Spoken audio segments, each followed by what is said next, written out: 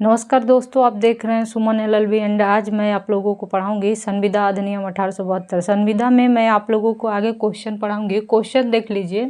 Question number आज का चौथा है। क्वेश्चन है कि प्रस्थापना प्रस्ताव यानी प्रपोजल को परिभाषित करते हुए उसके आवश्यक तत्वों का वर्णन कीजिए। अब ये प्रस्थापना का मतलब समझ लीजिए। ये लॉन्ग में क्वेश्चन है, LLB में आता है और इसको आप देखिए, इसका उत्तर देखिए। अंग्रेजी संविदा विधि में प्रस्थापना शब्द प्रस्ताव का परिवाचित, यानी कहने का मतलब कि जो प्रस्ताव शब्द है इसका परिवाचित शब्द है प्रस्थापना। और प्रस्थापना या प्रस्ताव या प्रपोजल को 2 के ख में परिभाषित किया गया है। धारा 2 के ख में परिभाषित किया गया है। अगला देखिए कि प्रस्ताव कहते किसे हैं, प्रस्ताव का कैसे उत्पन्न होता है, प्रस्ताव कब उत्पन्न होता है। तो प्रस्ताव देखिए कि प्रस्ताव और स्वीकृति, जब प्रस्ताव हम किसी के समक्ष रखते हैं तो वहाँ स्वीकृति मिलती है। स्वीकृति मिलने के बाद क्या होता है कि एक संविदा उत्पन्न होता है। जब हम किसी के सामने प्रस्ताव रखते हैं तो प्रस्ताव के बाद स्वीकृति बनती है, स्वीकृति के बाद एक संविदा होता है। अगर वो संविदा बनता है, क्या बनता है, संविदा बनता है। वो संविदा कब बनता है, जब प्रस्ताव रखा जाता है, स्वीकृति मिलती है और वो विधि के विरुद्ध नहीं होता है, तब वहाँ संविदा बनता है। लेकिन प्रस्ताव को प्रतिज्ञाकर्ता भी कहते हैं और प्रस्ताव को वचनदाता भी कहते हैं और स्वीकृति को वचन ग्रहीता, प्रतिग्रहीता, प्रतिज्ञा ग्रहीता भी कहते हैं। इसका ये परिभाषित शब्द है, इसको याद रखिएगा क्योंकि कभी कभी पूछ लेता है कि प्रस्ताव से आप क्या समझते हैं, या प्रतिज्ञाकर्ता से आप क्या समझते हैं, या वचनदाता से आप क्या समझते हैं। तो ये मिस्टेक आपसे नहीं होगा कि इसका मतलब क्या है। ये सब इसी का शब्द का परिभाषित शब्द है। आगे देखिए, क्वेश्चन का नेक्स्ट पॉइंट देखिए। क्वेश्चन का नेक्स्ट पॉइंट है विधिक प्रस्ताव के आवश्यक तत्व। अब जो विधिक प्रस्ताव जब रखा जाता है तो उसमें आवश्यक तत्व कौन कौन सा होना चाहिए। तो इसमें सबसे पहले रहना चाहिए व्यक्ति। अब जब व्यक्ति भी कौन सा होता है, व्यक्ति 2 से मान लीजिए एक व्यक्ति से कभी भी संविदा या प्रस्ताव नहीं होता है। जब 2 व्यक्ति होते हैं तो एक दूसरे व्यक्ति से प्रस्ताव रखते हैं। प्रस्ताव में जब स्वीकृति मिलती है तो स्वीकृति के बाद क्या होता है कि संविदा उत्पन्न होता है। तो इसमें बताया गया है कि पहला इसका पॉइंट रहना चाहिए व्यक्ति। वो व्यक्ति कम से कम 2 रहना चाहिए। 2 से अधिक हो सकते हैं पर 2 से कम नहीं रहना चाहिए, 2 से अधिक रहना चाहिए। और एक को बोलते हैं वचनदाता और दूसरे को बोलते हैं वचन ग्रहीता। वचनदाता वो होता है जो वचन किसी के सामने देता है, यानी प्रस्ताव रखता है। वचन ग्रहीता वो होता है जो स्वीकृति करता है। तो इसका अर्थ समझ लीजिए। दूसरा पॉइंट देखिए, दूसरा पॉइंट है प्रस्थापना की संसूचना। अब संसूचना में देखिए, ये इसको आपको धारा 3 पढ़ना पड़ेगा और ये जैसे मैं लिखी हूँ आप वैसे ही एग्ज़ाम के में लिखेंगे। ये नहीं कि अपने तरीके से नहीं लिखेंगे। इसमें मैं एकदम बिल्कुल शॉर्ट की हूँ। शॉर्ट का मतलब शॉर्ट भी की हूँ और एकदम बिल्कुल सटीक की हूँ कि ताकि एग्जामिनर इससे खुश होकर आपको अच्छा नंबर दे। तो इसमें आगे देखिए, धारा 3 में डिफाइन किया गया है और इसका मतलब क्या है, प्रस्ताव रखने वाले के द्वारा संसूचना, यानी प्रस्ताव जो व्यक्ति रखता है। अब इसको मैं एक बार समझा देती हूँ। A और B है, ये प्रस्ताव रखता है कि मेरे पास एक बुक है, उस बुक का मान लीजिए दाम 500 रुपया है। तो उस 500 रुपया अब ये एक्सेप्ट करता है तब संविदा बनता है। तो ये पहले क्या करता है, प्रस्ताव रखता है। प्रस्ताव रखने के बाद क्या होता है कि एक संसूचना आता है कि ठीक है मैं वो बुक लूँगा 500 रुपये में।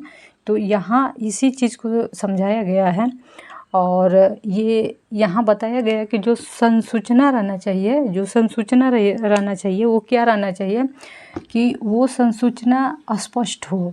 स्पष्ट रहने के बाद ही किसी भी, अब ये दूसरे पॉइंट में एक केस है, दूसरे पॉइंट में एक केस है हेंडरसन बनाम स्वेटेंसन। इसमें क्या हुआ था कि हेंडरसन जो थे ये वादी थे और ये जो स्वेटा, ये देखिए कंपनी थी किसकी, जहाज की। ये एक स्थान से दूसरे स्थान लेके जाते थे। तो एक बार क्या हुआ कि कंपनी जो थी जहाज की, इसमें टिकट जो दिया गया, जो टिकट था, उस टिकट पे जो चेतावनी थी वो स्पष्ट नहीं लिखा गया था। क्या स्पष्ट नहीं लिखा गया था। और ये टिकट इसको हेंडरसन लिया और लेने के बाद इसमें लिखा गया था कि अगर सामान, कोई भी सामान, देखिए इस केस के बारे में, जब कोई भी सामान आपका खो जाता है तो वो स्वयं का जिम्मेवार होंगे, ना कि कंपनी होगी जहाज़ की। बट कुछ गलती बस इन्हीं लोगों की गलती की वजह से, जो जहाज़ के कंपनी कप्तान था, उसी की वजह से जो वादी था उसका सामान खो गया। खोने के बाद वो वाद लाया तो जो टिकट था उस टिकट पे स्पष्ट नहीं लिखा गया था। ऐसा लिखा गया था कि वो पता ही नहीं चल रहा था कि क्या चेतावनी है। तो इसके वजह से इसमें वादी जीता और न्यायालय का निर्णय आया कि आप कुछ भी सूचना देते हैं तो उसको हाईलाइट करिए। और यहाँ पे सामान वापस करना पड़ा वादी का, यानी जो भी उसकी क्षति हुई थी धन की, वो देना पड़ा। तो देखिए, आप रेलवे टिकट देखते हैं या किसी भी टिकट को देखिएगा, उसमें एकदम बिल्कुल बड़ा करके आवश्यक सूचनाएं दिया रहता है। उसके बस वो हाईलाइट करके लिखा रहता है, जो भी उसका रहता है पर्पज़ वो लिखा रहता है कि अगर आपकी सामान स्वयं की खोती है तो हम उसके जिम्मेवार नहीं होंगे। तो ऐसे करके इसी वजह से ये तब लिखा गया। आगे देखिए, तीसरा इसका है उद्देश्य, जो है वो देखिए है प्रस्थापना का उद्देश्य।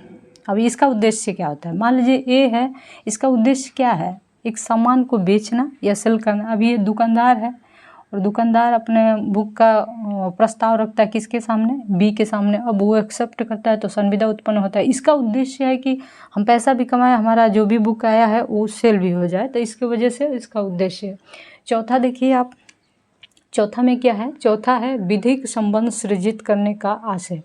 अब विधिक का मतलब होता है कोई भी कानूनी तौर पे, और ये एक लिखित होता है। इसमें हालांकि शर्त नहीं है कि आप लिखित ही करेंगे, पर ज़्यादातर कोई भी संविदा होता है तो लिखित ही होता है। तो आगे देख लीजिए, इसमें विधिक संबंध सृजित करने का आशय एक केस है। इस केस के माध्यम से समझिए इसमें हुआ क्या था। एक केस का मैं पढ़ देती हूँ। बनवारी लाल बनाम सुखदर्शन दयाल। इसमें क्या हुआ था कि एक भूखंड था, उस भूखंड को नीलामी के द्वारा बेचा जा रहा था और उस ज़मीन को बेचने के बाद इसमें एक शर्त रखी गई थी, कुछ ज़मीन का भाग धर्मशाला के लिए छोड़ दिया गया था। और ये जो ओनर था, ये कहा गया कि उसके माध्यम से ये शर्त रखी गई थी कि ज़मीन तो भी बेचा जा रहा है, पर जो भूखंड थोड़ा सा कुछ भाग है वो धर्मशाला के लिए छोड़ा जाएगा। कुछ समय बाद वो भी ज़मीन जो धर्मशाला वाली थी वो उसको भी बेच दिया गया।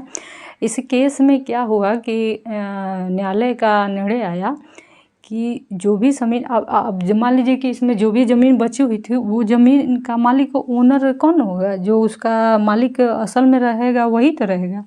तो इसमें बनवारी लाल जो हैं वो हार गए लोग, और ये सुखदर्शन दयाल थे, इसके ओनर थे, ये हालांकि इसको केस को जीते। तो इसमें बताया गया कि असल में भूखंड जो भी भूमि होती है उसका मालिक ओनर ही होता है। और अब मुंह से कह देना, क्योंकि जो उसकी रजिस्ट्री हुई थी उसमें कहीं भी ये शर्त नहीं लिखा गया था कि जो ओनर है वो ऐसा बात कहा हुआ है, तो ना लिखने की वजह से। और मान लीजिए कि सोसाइटी वाले क्या पता ऐसे कहते हों कि अपने सुख सुविधा की वजह से उसको ऐसा वाद लाएं कि उस ज़मीन को रहने दिया जाए।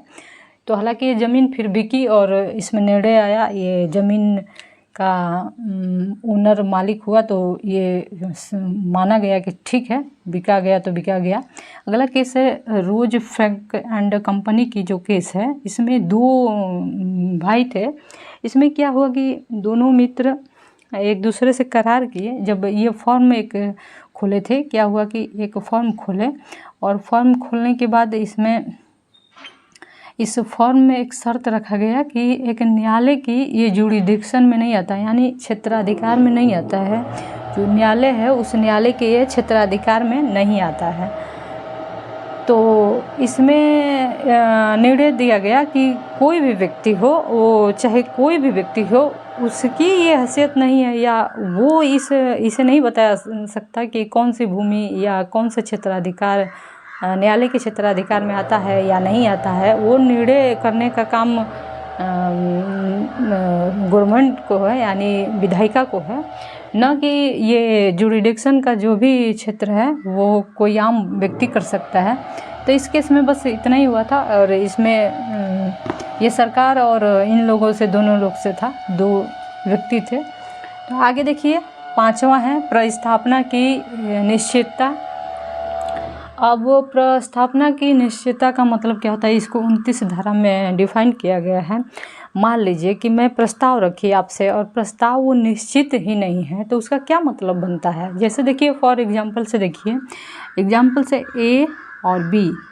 ए क्या करता है, इसका कार का एक कंपनी होती है, हाँ कार की कंपनी होती है बी की।